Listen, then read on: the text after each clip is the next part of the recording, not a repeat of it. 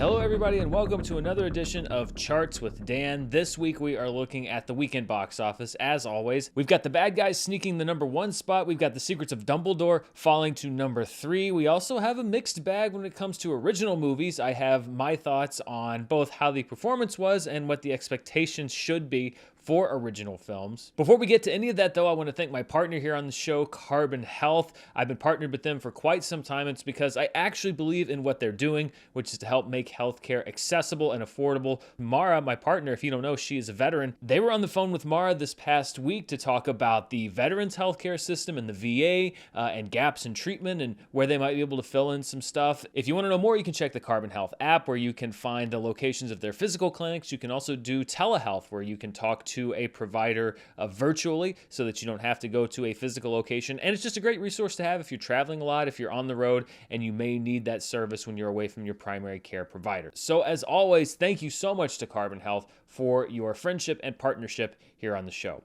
Let's look at the box office this weekend, and as I noted, The Bad Guys, this was not necessarily the pick for everyone to be the number 1 movie. I think a lot of folks actually thought, including me, that it was going to be a little bit closer than it was, but The Bad Guys overperforming a bit on its estimates, coming in just a shade under $24 million at $23,950,000. That is, if you're keeping track, the 5th highest box office opening of Sam Rockwell's career. I didn't do a full review for The Bad Guys because I actually didn't see it until yesterday. I thought it was a really cute movie. I think definitely aimed a little bit more towards the kids. They're the ones that I think are going to enjoy it most of all. But hey, you know what? It's an animated film. Some are those ones that can appeal to all ages. Some of them skew a little bit more towards kids. It certainly wasn't in the league of movies like The Minions, which I think are accessible only to young audiences. It's also just an extension of the fact that family films continue to do well at the box office. Even going back to Croods 2, when things were just barely open, this is one of the things that has actually been able to perform when other movies have struggled. So maybe not such a shocker that The Bad Guys takes that number 1 spot.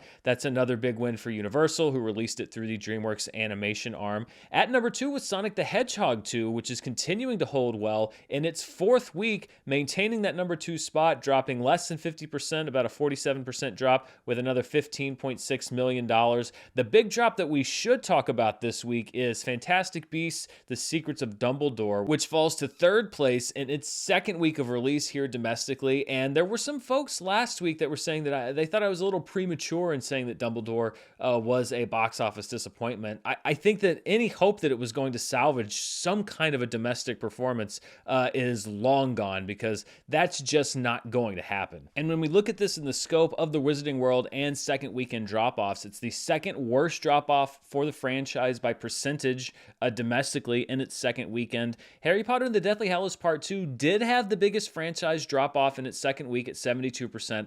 The difference being that Harry Potter and the Deathly Hallows Part 2, just the weekend prior, had the biggest weekend in the history of ever at that point at the domestic box office, whereas Fantastic Beasts: The Secrets of Dumbledore did not. So having a disappointing debut followed by a steep decline is not good news for this movie domestically. It's a 66.8% decline officially. Number 3 was Harry Potter and the Prisoner of Azkaban at 62.7%. Number 4, Harry Potter and the Half-Blood Prince at 62.1%, and number 5, Harry Potter and the Deathly Hallows Part 1 at 60.7%. But these are all movies that opened well and performed well. That's not going to be the case here with The Secrets of Dumbledore. Also, something to note with Harry Potter and the Deathly Hallows Part 2 in its 2nd weekend, not only was it coming down from the high of having the biggest opening ever in the history of the domestic box office, it was also facing off against Captain America: The First Avenger in its 2nd weekend, which, while it was not the most successful Marvel film, still was an early MCU film, so a lot of competition there in that 2nd weekend for Deathly Hallows Part 2. And when we look at the track of the Fantastic Beasts franchise, let's take Harry Potter out of it because, you know, that is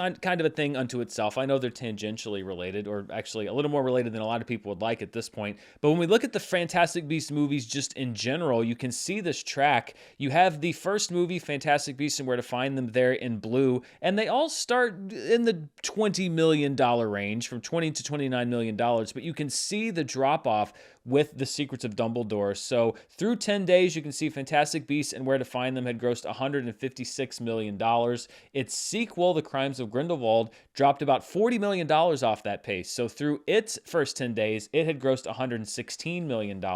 And you can see here The Secrets of Dumbledore actually accelerating that fall. It's about $50 million off the pace of The Crimes of Grindelwald, having made just $67 million through 10 days. And if this kind of drop continues, we could see the movie struggling somewhat to get much above $100 million. I mean, if the bottom absolutely falls out, which we have a freight train coming down the tracks with Doctor Strange and the Multiverse of Madness, you could see it struggling to make it to $100 million. But even by the Fantastic Beasts standards, The Secrets of Dumbledore is showing a steep decline in interest for this series and attendance for this series. And it's really hard for me to look at the franchise in general. We'll look at the worldwide numbers in just a moment, but domestic numbers are still pretty important.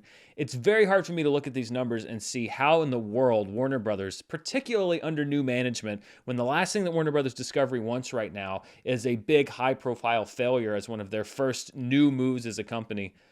I just don't know how they greenlight another Fantastic Beasts movie.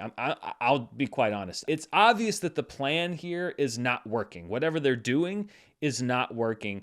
And to just continue to pour money into these movies is something that I don't see Warner Brothers doing. And, we'll talk in a minute about putting money into projects that may not pay off financially, but pay off in other ways. I don't think that Fantastic Beasts is one of those either. I don't think that these are, sad, woeful, misbegotten box office films that are so great, but nobody's going to see them. I don't think the fan base is happy with them, the ones that are still going to see them. The critics certainly aren't happy with them. The audience, the general audience, doesn't really seem to be happy with them. So what we have here is a failed franchise. Some might say a failing franchise. I won't put that tag on the Wizarding World just yet, but Fantastic Beasts, I think, is at this point a failed franchise. And we'll see where they go from here. There are so many places. I was having a discussion with some of the folks over on Patreon this weekend. There are so many places that the Wizarding World can go from here. And I don't just mean running back to Harry Potter. I mean, you can do so many different kinds of stories. There's so many places that we haven't seen, so many wizarding schools we haven't seen, or even if you want to do something at Hogwarts, you can do an HBO Max series set at Hogwarts, just Wizard High School. And I think that you could find probably a lot of success there. It's just you have to stray away from where you are. This is a franchise that is very inextricably linked with its creator. If J.K. Rowling wants to continue to assert her creative control over this franchise, what she's doing isn't really working. And so I think that Warner Brothers / Warner Brothers Discovery is going to have a very difficult decision to make in the very near future about the future of this franchise and potentially coming at loggerheads with somebody who they have been very, very eager to please through the last 2 decades or so. Looking at the rest of the top 5, we have 2 kind of the big, much hyped original films that were coming out this weekend at number 4 and number 5. We have The Northman, which debuted to almost $12.3 million from filmmaker Robert Eggers. And then we have The Unbearable Weight of Massive Talent, the meta Nick Cage movie, in 5th place, coming in a little bit lower, at least at the low end of its projections, with $7.1 million. And there's been a lot of comparison with these 2 movies, although it's not quite an equal comparison. They both had very healthy marketing budgets, but The Northman had a budget around $80 million. The Unbearable Weight of Massive Talent had a budget around $30 million. So with the Nick Cage movie, I think the path to profitability is much more open because you don't have that much of a hurdle to jump over. Yes, this is a bit of a disappointing opening from a box office perspective, but I think also it's one of those movies that's going to do well on video on demand. You should make back a healthy amount of money in the home market, the streaming market. I do think there's a little bit of Monday morning quarterbacking going on, particularly around The Unbearable Weight of Massive Talent, because I think that it's very similar to Everything Everywhere All at Once. The budget is around the same. It didn't have that platform release necessarily, but I think all of the think pieces that are written about, the risk of releasing this Nick Cage meta movie, well, we just had a runaway success with Everything Everywhere All at Once, which is, I would argue, a much weirder and less mainstream movie than the Nicolas Cage one, but also had a big marketing spend. The release strategy was a little bit different, but I think it's very easy to look back at a movie that doesn't do well and say like, well, they really should have known the risks going in. Well, yeah, of course you say that after you know that it maybe didn't do as well as some people had wanted.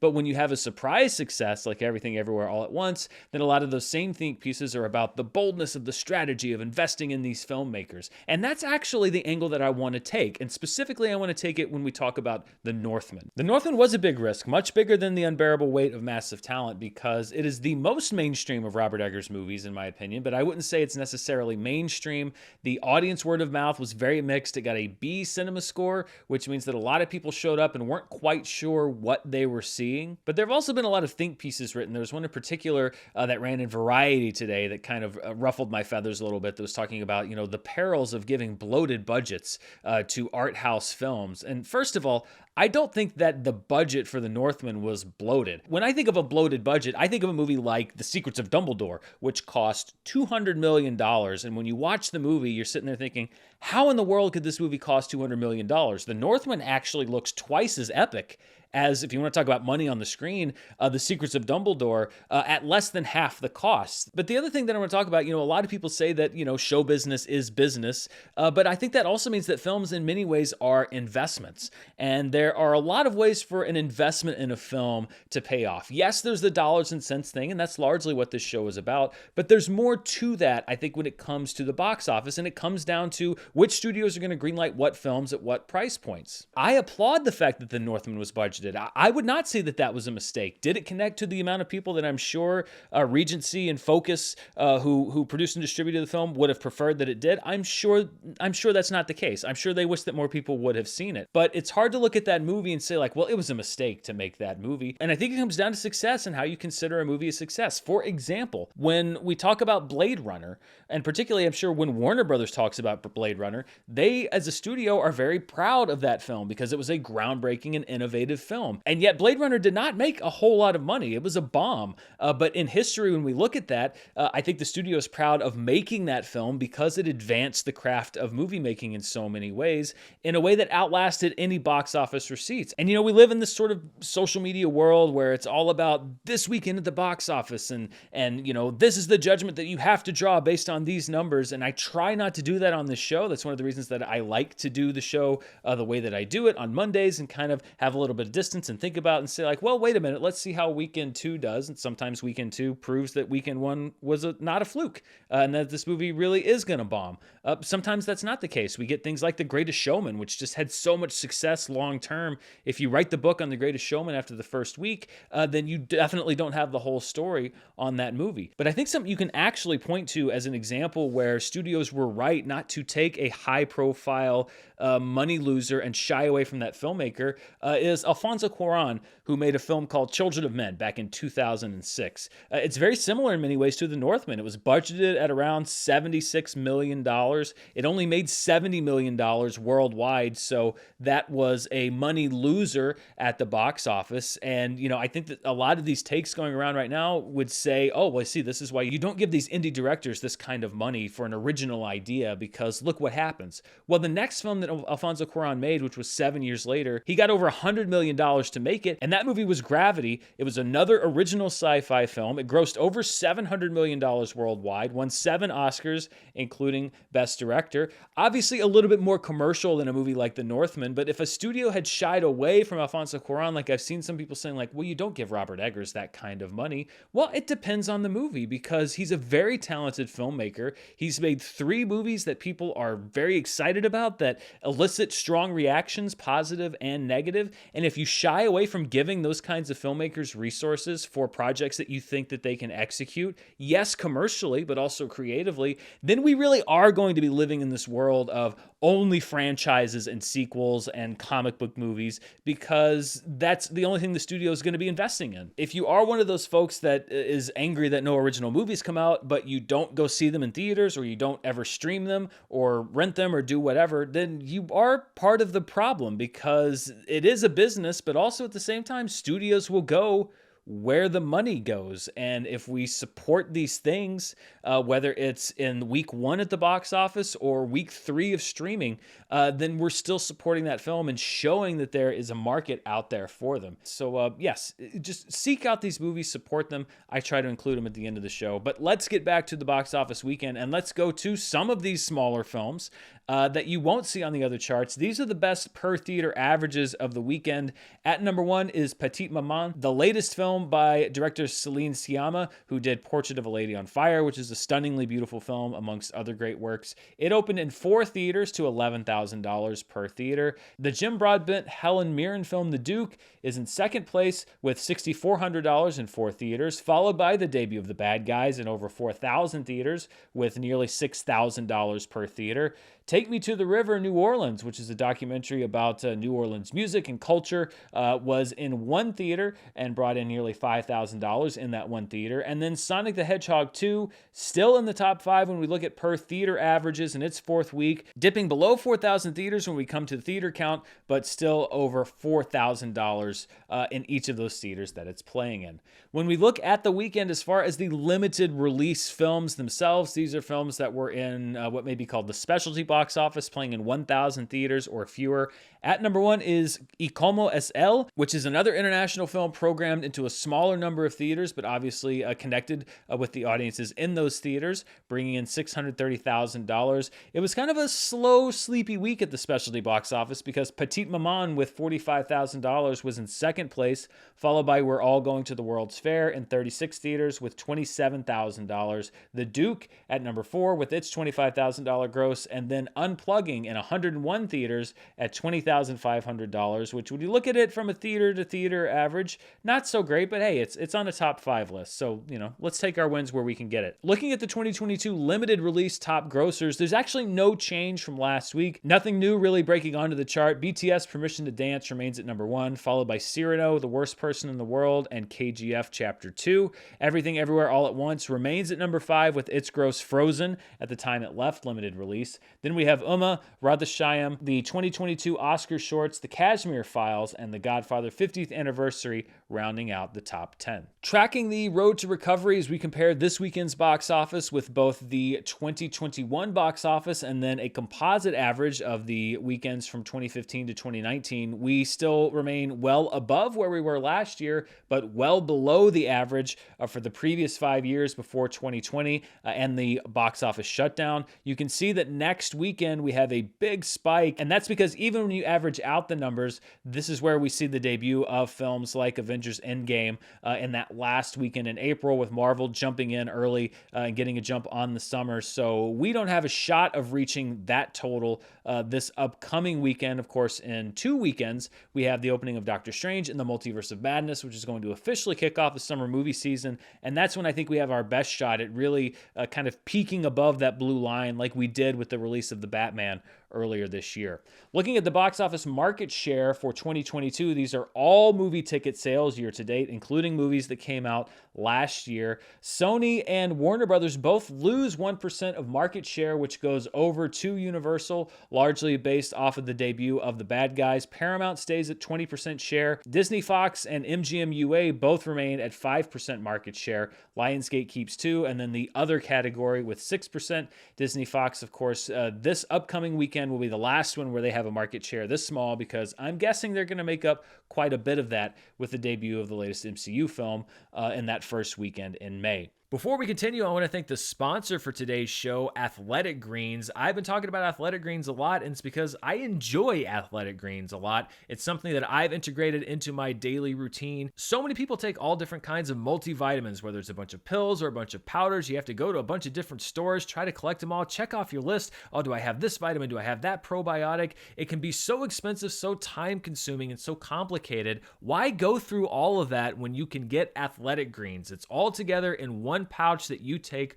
once a day. As I said, I've integrated it into my daily routine. I can throw it into a shake if I'm making a shake in the morning, or I can just put it into a cup of water, because it not only has great stuff like vitamins and probiotics that are good for you, it also tastes good, which is sadly something that is left out of the equation a lot of times when we talk about multivitamins. I started taking Athletic Greens because I am focusing a lot on myself this year. I'm trying to work out more. I'm also focusing on things like gut health to improve my overall health, not just on the outside, but on the inside. And Athletic Greens has so much stuff, including probiotics, that my body will actually absorb that helps me achieve those goals. It's also lifestyle friendly and contains less than 1 gram of sugar, no GMOs, no artificial anything, while still tasting good. And to make it easy, Athletic Greens is going to give you a free 1-year supply of immune-supporting vitamin D and 5 free travel packs with your first purchase. All you have to do is visit athleticgreens.com/Dan. Again, that is athleticgreens.com/Dan, D-A-N, to take ownership over your health and pick up the ultimate daily nutritional insurance. And I want to thank Athletic Greens for sponsoring today's show.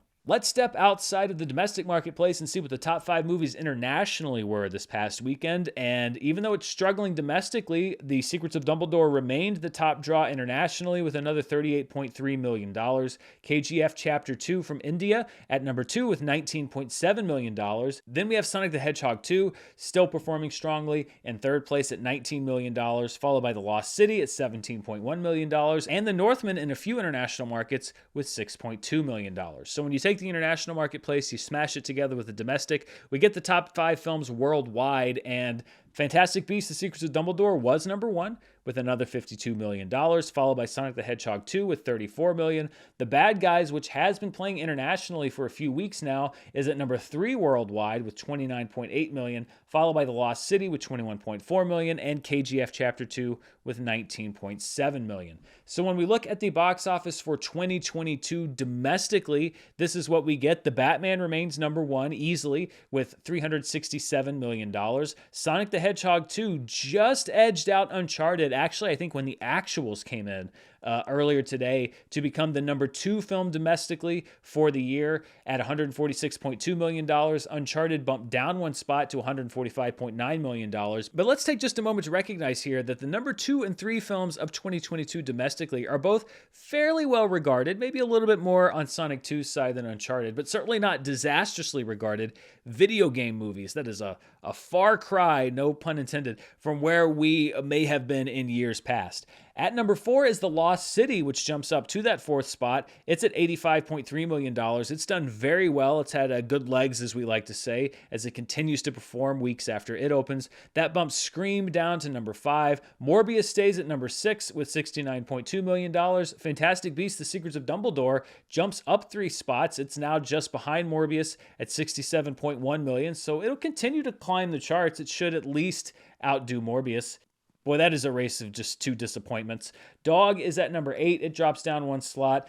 Jackass Forever drops down 1 spot. Death on the Nile drops down 1 spot. I don't think we'll have anything new that gets added next week, but then Doctor Strange and the Multiverse of Madness could be coming in as high as, number 2. We'll see how big that opening weekend is. When we look at the box office for 2022 worldwide, a couple of small adjustments. We have The Batman at number 1, still with $758 million, followed by The Battle at Lake Changjin 2, Too Cool to Kill at number 3, Uncharted at number 4, Sonic the Hedgehog 2 is getting very close to that $300 million mark at number 5. Right behind Sonic at number 6, we have Fantastic Beasts: The Secrets of Dumbledore at $280 million roughly. And I know a lot of folks have said, well, that's going to be the thing that really bails out the movie is that worldwide gross. And yes, it is likely to bypass Sonic 2. Keep in mind that it is a $200 million budgeted movie compared to Sonic's $90 million. So it costs more than twice as much. And it also has to gross nearly $400 million to even start approaching break even in the theatrical window. It's expended a lot of its revenue worldwide. It actually opened worldwide in a lot of markets before it hit here domestically. It's not doing well in China because nothing's really doing well in China because there are so many shutdowns and lockdowns because of resurgence in COVID-19 there. So even given the numbers that we're seeing from Fantastic Beasts, I just don't think it's going to be enough because the thing is so damned expensive for it to end up doing well in the theatrical marketplace, which all of the other films, absent these last 2, have been able to do fairly easily. So I don't see this big redemption coming from the worldwide marketplace for Fantastic Beasts. It may not be as disappointing as the domestic take, but I don't think it's going to be a lifesaver as we've seen for other movies like Terminator Genisys, for example, which was largely driven by how it did in China. When we take today's date, roll it back 365 days, we have our worldwide chart for the previous calendar year. Spider-Man No Way Home remains number one with almost $1.9 billion.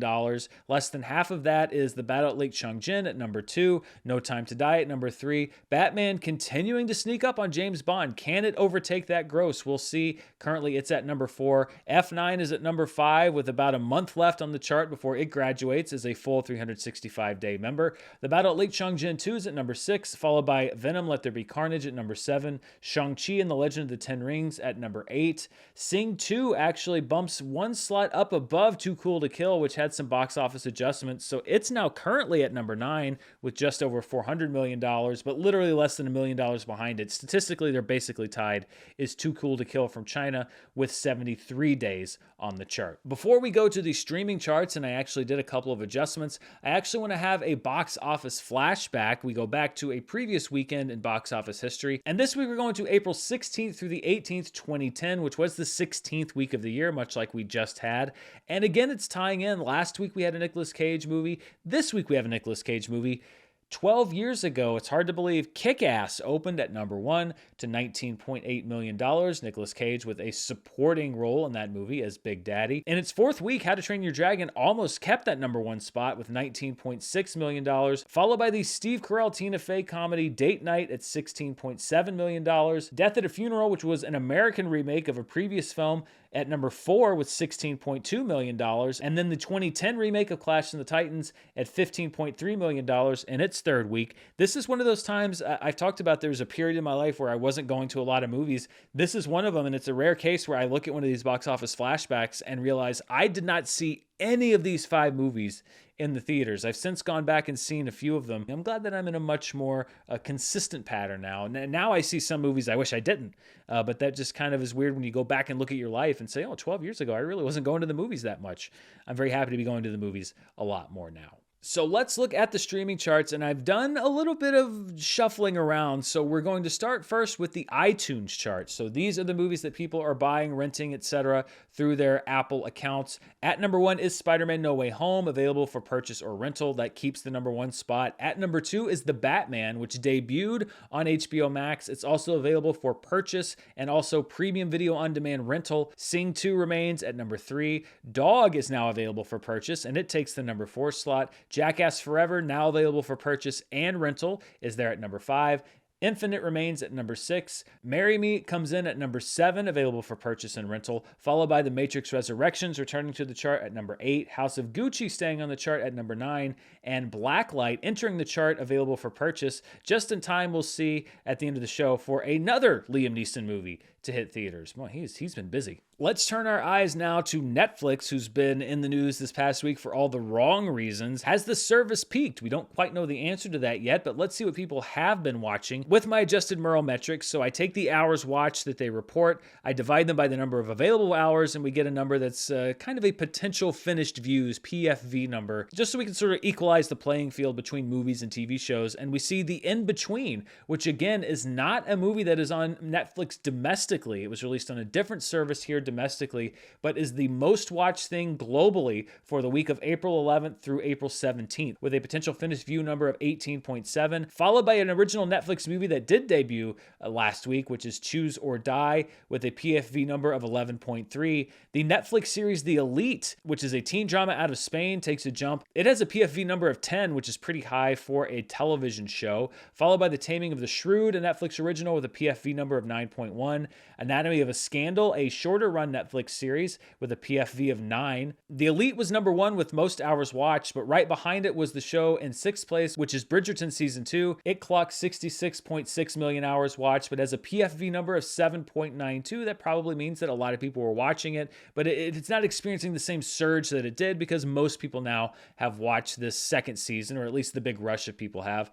The Netflix series The Ultimatum Season 1 is at number 7 with a PFV number of 7.90, followed by Yaksha Ruthless Operations, a Netflix movie with a PFV of 7.8. The Netflix movie Furiosa, not Furiosa, is at number 9 with a PFV of 7.6. And then the only non-Netflix original here, the Nicolas Cage film A Score to Settle, which I also don't think was streaming here domestically, is at number 10 with a PFV of 5.7. I mentioned that I made some changes, and one of those changes is I got rid of the Amazon chart, and that's because I've decided to start reporting Nielsen's streaming numbers. So in case you don't know, Nielsen, who's the company that's done television ratings for decades and decades and decades, started reporting streaming numbers last year, and I've been kind of looking at the numbers. The only bummer here is that HBO Max has opted not to include themselves in these numbers. There's a speculation that it's because their programming is available on both traditional HBO and on their streaming service, so they feel like they may be at a bit of a disadvantage in that their streaming numbers might look low. For whatever reason, HBO Max is not included on this list, and so I was sort of hesitant to start reporting the numbers, but at the same time, it is inclusive of things that we don't have numbers for here on the show, like Disney Plus and Hulu. So I'm going to start reporting these numbers. Now, the big caveat on these things is that there is a delay in reporting, and it's a delay of about a month. So keep that in mind, and I'm going to try to sort of contextualize these numbers each week as we go through. This is not for last week or even the week before. These are numbers from about a month ago, but I do think that they provide a more holistic look at the different services than just sort of picking and choosing a few as I've been doing here on the show. So first of all, these are the top 10 most watched streaming movies, and I'm very glad that Nielsen does delineate these things between shows and movies. This is just in the United States for March 21st through 27th. They define a view as 2+ minutes watched. The Adam Project had 19.9 million hours watched in its third week on their chart. It was the number one film, followed by Turning Red with 16.2 million hours watched. It came out the same week as the Adam Project, so it also was in its third week on the Nielsen chart. Then at number 3 is Encanto, and it just goes to show you just how popular this movie has been on streaming for Disney. In its 12th week of release, it was still the third most watched streaming movie across all services that participated in this survey. Followed by Rescued by Ruby on Netflix in its second week, Black Crab on Netflix in its second week, A Walk Among the Tombstones from Liam Neeson streaming in its second week. Then you had Disney Plus's Cheaper by the Dozen with 4.6 million hours watched. So even though that is an original film, you can see that some of the library content from Disney Plus still drawing a much larger audience. Deep Water on Hulu in its second week on the chart here, drawing just under 4 million hours watched. So even though that was a buzzing movie, you can see that it wasn't quite hitting the reach of some of the other ones at this point in its release cycle, again, because not as many people have Hulu as have some of these other streaming services. Windfall from Netflix was in its second week on the chart, coming in with 3.3 million hours watched. And then at number 10, I put it as in its 121st week of release because it's Moana from Disney Plus with just over 3 million hours watched. And this really does give us a good look at how Disney Plus is able to effectively employ their library, because we have a movie in Moana, and I looked, it's been streaming on Disney Plus since it debuted back in 2019. It's just that popular. That's how Disney Plus is bringing in a lot of business and a lot of eyeballs. It's not just the new stuff they're doing, it's the library. And we've talked about that, the fact that Netflix's library has dwindled over the years because all of it's going back to a lot of the original rights holders who are starting their own streaming services. We see here, even with Encanto and particularly with Moana, for a lot of people, it's not just what's come out this week, it's favorites that they can return to. And I think that's one thing that keeps Disney Plus fairly well positioned when it comes to the quote-unquote streaming wars. Let's look now at the top 10 most watched streaming shows. Again, this is for March 21st through the 27th. Now, these are not delineated by season. So we see here Bridgerton on Netflix with 42.4 million hours watched. I think those numbers are going to go up as we get more into the release cycle of Bridgerton Season 2. Remember, these are on a delay. Is It Cake from Netflix at 19.7 million hours watched, followed by The Last Kingdom with 16.2 million hours. NCIS, which is a library show on Netflix with 12.5 million hours watched. Our old friend Coco Melon, 10.7 million hours watched, the 5th most watched streaming show in the US by raw hours watched, followed by Criminal Minds at number 6, Inventing Anna at number 7, Good Girls at number 8, Bad Vegan at number 9, and Call the Midwife at number 10 with 6.9 million hours watched. And even here, when you look at the shows that people are watching, you see the importance of library content. Because yes, Netflix does have all 10 of these slots, but NCIS, Coco Melon, Good Girls, Call the Midwife, Criminal Minds, 5 of those 10 are library things. These are things that weren't produced by Netflix or are being distributed by Netflix. These are shows that Netflix has the rights to have on its streaming service, and you can see they're 5 of the top 10 most watched streaming shows in the US. So very important, this library stuff, for every streaming service. And I think of all of the different challenges that Netflix has to face right now, one of them is the fact that they're losing a lot of that library content, and maybe a lot of the stuff that they're producing isn't able to replace all of those numbers. That could be why they're losing subscribers, and it's certainly something to keep an eye on as we move forward. So that wraps up the show for this week. It's a very quiet weekend at the box office, the calm before the multiverse, if you will. So if you haven't seen a lot of these original movies like we were talking about at the beginning of the show, this would be a good chance to perhaps catch up on that, or you can maybe see some of these movies. Liam Neeson has another movie coming out. It's called Memory. It's from Martin Campbell, who directed Casino Royale. He's directed a lot of good movies, and also Green Lantern. And no, this is not the same movie as Blacklight. That movie came out less than 3 months ago. We've got another Liam Neeson movie. There's a movie called Hatching, which is a super creepy movie that came out of Sundance. I was able to see it earlier this year. If you like that A24 type horror or body horror, I think you're really going to enjoy that. It's available on limited release and also premium video on demand, so you can support it in a couple of different ways. I definitely recommend that. Gaspar Noé, who is a very provocative director, has another film opening this weekend just in New York called Vortex. Pompo the Cinephile is the latest from G-Kids that had a release earlier this year with Belle.